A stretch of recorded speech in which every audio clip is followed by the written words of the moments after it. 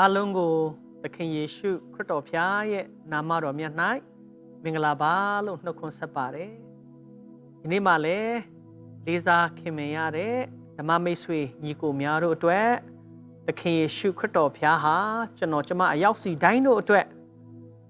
ဖျားစင်စစ်ဖြစ်ပါတယ်။သို့တော်လည်းသူကကျွန်တော်တို့ကိုပို့ပြီးရင်းနှီးခြင်းလို့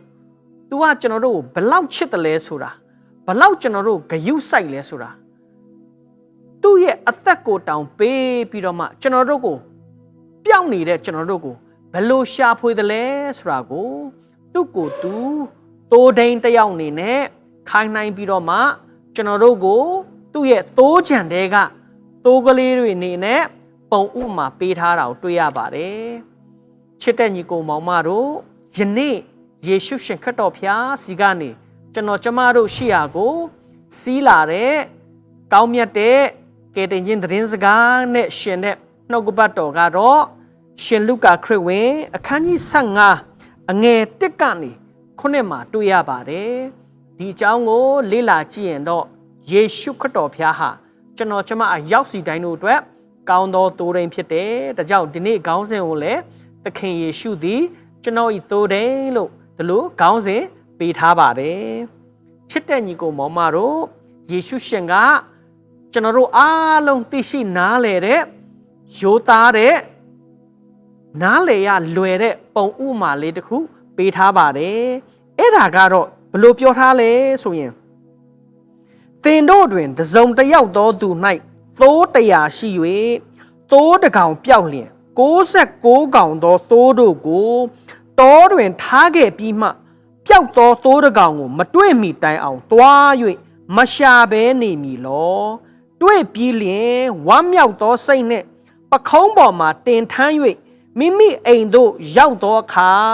အဆွေခင်ပွန်းအိမ်နီးချင်းများကိုခေါ်၍ပျောက်သောသိုးကိုငါတွေ့ပြီးငါနှင့်အတူဝမ်းမြောက်ကြလောဟုဆိုတတ်သည်မဟုတ်လောထိုနည်းတူဖြောင့်မတ်၍နောင်တရစရာအကြောင်းမရှိသောသူ69ယောက်တို့၌ကောင်းငင်သားတို့သည်ဝမ်းမြောက်ခြင်းရှိသည်ထက်နောင်တရသောလူဆိုးတစ်ယောက်၌သာ၍ဝမ်းမြောက်ခြင်းရှိကြသည်ဟုငါဆိုတယ်လို့ပြောထားပါတယ်ချစ်တဲ့ညီကိုမောင်မတို့ဒီခရစ်တော်ပေးတဲ့ပုံဥမာထဲမှာကျွန်တော်တို့တွေကပျောက်သောသိုးအနေနဲ့ကျွန်တော်တို့ကိုခိုင်းနှိုင်းထားပါတယ်ဆိုတော့သိုးအကောင်100ရှိတယ်သိုးအကောင်100ကိုသိုးဒိန်ဖြစ်တဲ့ပုဂ္ဂိုလ်ကအမြဲတမ်းသိုးစကြက်တွေကိုခေါ်သွားပြီးတော့မှမြက်တွေစားဖို့အတွက်ကြည့်ရှုစောင့်ရှောက်တယ်ဒါပေမဲ့တနေ့တော့သိုးတစ်ကောင်ကပျောက်သွားတာဖြစ်တယ်အဲ့ဒီခါမှာသိုးဒိန်က69ကောင်သောသိုးကိုလုံခြုံတဲ့နေရာမှာထားပြီးတော့မှပျောက်နေတဲ့သိုးတစ်ကောင်ကိုမတွေ့အောင်အဖိုးခပေးပြီးတော့မှရှာတယ်ဆိုတဲ့အကြောင်းကိုဒီမှာယေရှုကပြောထားပါတယ်ကျွန်တော်တို့တာမန်လူသားတောင်မှာတဲ့သိုး100ရှိရင်တကောင်ပျောက်ရင်69ကောင်ကိုခြံထားပြီးတော့မှပျောက်တဲ့တကောင်ကိုမတွေ့တဲ့အောင်ရှာတာမဟုတ်ဘူးလားတဲ့အဲ့ဒါလိုပဲတဲ့နော်အဲ့ဒါလိုပဲတဲ့ကျွန်တော်တို့တွေတဲ့နော်ဖယားရှိမှာဖယားရဲ့သားသမီးအနေနဲ့ကျွန်တော်တို့တွေပျောက်နေတဲ့သူတွေရှိတယ်တနည်းအားဖြင့်ယေရှုရှင်ခရစ်တော်ဖျားရဲ့သားသမီးအဝင်မဟုတ်တော့ဘဲနဲ့စာတန်နဲ့ဝိညာဉ်ဆိုးတွေရဲ့ဖန်ဆီးခြင်းပိန်းဆဲခြင်းကြောင့်စာတန်နဲ့ဝိညာဉ်ဆိုးတွေရဲ့သားဖြစ်သွားတဲ့ဖျားရဲ့သားတွေရှိကြတယ်အဲလိုမျိုးပျောက်နေတဲ့သူတွေကိုဖျားရဲ့အသက်စာဆောင်စရင်ထဲမှာပျောက်နေတဲ့သူဖျားရဲ့မေတ္တာတိုးချံထဲမှာပျောက်နေတဲ့သူတနည်းအားဖြင့်ကောင်းကင်ဘုံကိုတနေ့ဝင်ခွင့်ရပေမဲ့မဝင်နိုင်တော့တဲ့ပျောက်နေတဲ့ကျွန်တော်တို့ရဲ့ဝိညာဉ်တည်းဆိုကျွန်တော်တို့ကိုယေရှုရှင်ခရစ်တော်ဘုရားကသူ့အသက်ကိုတောင်ယဉ်ပြီးအသက်ကိုစွန့်ပြီးတော့မှကျွန်တော်တို့ကိုရှာဖွေတယ်ဆိုတဲ့အကြောင်းကိုဒီနှုတ်ကပတ်တော်မှာပြောထားပါတယ်ဘာဖြစ်လို့ကျွန်တော်တို့ပျောက်ရတာလဲ69ကောင်ကမပျောက်ဘဲနဲ့တယောက်တော့တကောင်သောသိုးကကျွန်တော်တို့သာဖြစ်ခဲ့မယ်ဆိုရင်ဘာဖြစ်လို့ကျွန်တော်တို့ပျောက်ရတာလဲ ဒီသိုးဘာဖြစ်လို့ပျောက်ရတာလဲလို့ဆင်ခြင်တဲ့အခါမှာသိုးတွေကစကြက်ကိုပဲကြီးပြီးတော့မှမြက်ကိုစားနေတာစိမ့်နေတဲ့မြက်တွေကိုပဲကြီးပြီးတော့မှသွားပြီးစားတဲ့အခါမှာသူ့ရဲ့သိုးအုပ်ကနေပွဲသွားတာကိုမသိလိုက်မသိဘာသာနဲ့ပွဲသွားတယ်သူတတိယလို့ခေါင်းပြန်မော့ကြည့်တော့သူ့အနားမှာသိုးဒိန်းလည်းမရှိတော့ဘူးသူ့သိုးအုပ်လည်းမရှိတော့ဘူးသူတယောက်တည်းပြောင်းနေတယ်ဒါကြောင့်မို့လို့သူကတွေးလို့တွေ့ညာလိုက်ရှာတဲ့အခါမှာပိုးပြီးဆိုးသွားတယ်ဒါအပြင်အလင်းရောင်ကလည်းတဖြည်းဖြည်းနဲလာတဲ့အခါမှာမှောင်ကြီးပြိုးတန်းလာတဲ့အခါမှာ तू ကကြောက်စိတ်တွေဝင်လာပြီးတော့မှတောရမယ်တကောင်နဲ့ကြံနေခဲ့တာဖြစ်တယ်အဲ့လိုပျောက်သွားတာဖြစ်တယ်ဒါပေမဲ့ယခုနကနှုတ်ကပတ်တော်လာတဲ့အတိုင်းပဲသခင်ယေရှုခရစ်တော်ဖျားတည်ဟုသောကောင်းသောသိုးရင်းကဒီပျောက်နေတဲ့သိုးကိုမတွေ့အောင်ရှာဖို့ရန်အတွက်အချိန်ခါကိုမငဲ့ကွက်ပဲနဲ့သွားရှာတာဖြစ်တယ်ဒီအချိန်မှာပျောက်နေတဲ့သိုးဆိုကြပါစို့လမ်းလွဲနေလို့လမ်းမှားနေလို့မှောင်ရီတန်းနေလို့ချောက်ထဲကျသွားတယ်ဆိုကြပါစို့အဲ့ဒီခါမှာအဲ့ဒီပျောက်နေတဲ့သိုးလမ်းလွဲတဲ့သိုးလုံနိုင်တဲ့အရာတစ်ခုပဲရှိတယ်အဲ့ဒါကတော့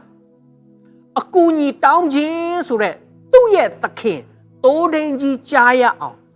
အော်ခေါ်တာပဲဖြစ်တယ်အော်တာပဲဖြစ်တယ်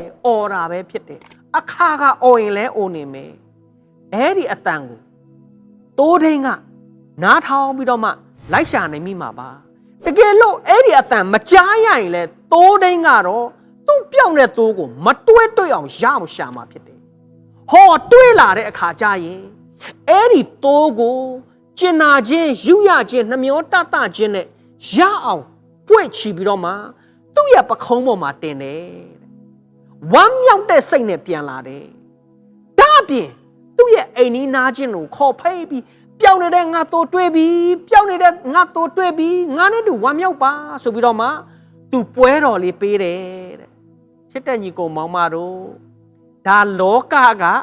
သိုးဒိန်းနဲ့သိုးရဲ့ပုံမြင်လေးပဲဖြစ်တယ်ဒါထက်ပိုပြီးတော့မှတဲ့အလေးထားပြီးကြီးမြတ်တဲ့အရာကတော့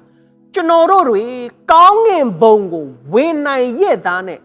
မဝင်နိုင်မဲ့လောကထဲမှာကျင်လဲပြီးယေရှုကိုကယ်တင်ရှင်ဖြစ်လက်မခံတဲ့အခါမှာကျွန်တော်တို့ယေရှုအသက်စာဆောင်ကပျောက်နေတဲ့ကျွန်တော်တို့ကိုတဲ့ယေရှုရှင်ကလက်ဝါးကားတိုင်းပေါ်မှာအသွေးသွန်းလောက်အသေးခံပြီးကျွန်တော်တို့ကိုပြန်ရှာတယ်ကျွန်တော်တို့ကိုသားရပြန်ပေးတယ်ကျွန်တော်တို့ကသူ့ကိုကယ်တင်ရှင်ဖြစ်လက်ခံယုံကြည်တဲ့အခါမှာအဲ့ဒီခါမှာကျွန်တော်တို့တွေဟာယေရှုခရစ်တော်ဘုရားရဲ့အသက်စာဆောင်ဆင်းတဲ့ပြန်ရောက်ပြီးတော့မှပျောက်နေတဲ့ကျွန်တော်တို့ကပြန်တွေ့တယ်လို့ဖြစ်တဲ့အခါမှာယေရှုရှင်ခရစ်တော်ဘုရားနဲ့ကိုရောရဲ့ဘေးမှာရှိတဲ့တန်ရှင်သောကောင်းကင်တမန်ဂရေဂရာတွေကဝမ်းမြောက်ပျော်ရွှင်ကြတယ်လို့နှုတ်ကပတ်တော်ကပြောပါတယ်ချစ်တဲ့ညီကိုမောင်မတို့ဒီတရားဟာကျွန်တော်ကျမတို့အရောက်စီတိုင်းတွေမျော်လင့်စရာတစ်ခုတည်းသောအလင်းကျွန်တော်တို့ကောင်းမြတ်တဲ့ကယ်တင်ခြင်းသတင်းစကားမဟုတ်ဘူးလားကျွန်တော်တို့တွေလောကမှာကျင့်လေတဲ့အခါမှာကိုယ်စားဝတ်နေရေးကြောင့်လုံပန်းနေရတာနဲ့ကျွန်တော်တို့တွေတရားထိုတရားကိုပို့တဲ့ဖယားကိုကျွန်တော်တို့တွေမေ့မျောသွားတဲ့အခါပျောက်နေတဲ့အချိန်တွေရှိပါတယ်ကျွန်တော်တို့အော်ခေါ်နေကြမှာပါငါကိုကယ်နိုင်တဲ့သူဘယ်သူရှိလဲကျွန်တော်ကိုကယ်နိုင်တဲ့သူကျွန်မကိုဘယ်သူရှိလဲလို့သင်အော်နေပါမှာတချို့ဆိုအတန်တောင်ပြာနေပါပြီဒီနေ့သင်အတွက်ဝမ်းမြောက်စရာသတင်းစကားကတော့သင်အော်ခေါ်နေတဲ့သင်ကိုကယ်တင်နိုင်တဲ့ယခုဘဝနောင်ဘဝသင်ကိုကယ်တင်နိုင်တဲ့ယေရှုခရစ်တော်ဘုရားကြားပါပြီသင်ကိုလာရှာပါပြီသင်သာအတွေ့ခံပါလို့ပြောချင်ပါတယ်နောက်ဆုံးညီကုန်းချုပ်ပါပြောချင်လဲဆိုတော့ချစ်တဲ့ညီကိုမောင်မတို့ဟိုးအထက်ကောင်းကင်ကနေတင့်ကိုချစ်တဲ့စိတ်နဲ့ကောင်းကင်ဘုံကိုစွန့်ပြီးတော့မှတင်ရှိရကြောက်ကဘာဆိုတော့ဟောဒီလောကတဲ့ကိုဆင်းလာပြီးတင့်ကိုအသက်ပေးအသက်ဆုမြမရရှောင်ကယ်တဲ့ဖယားယေရှုရှိခရစ်တော်ဖယားတပါးရီးသာရှိတယ်ထိုဖယားကိုတင့်ရဲ့ကယ်တင်ပိုင်ရှင်တိုးတိုင်းဖြစ်လက်ခံပါလို့ပြောချင်တယ်ယေရှုဖယားကလည်းတင့်ရဲ့တိုးတိုင်းဖြစ်ပါတယ်ကောင်းသောတင့်ရဲ့တိုးတိုင်းဖြစ်ပါတယ်လို့ဝင်ငှပါတယ် အာမင်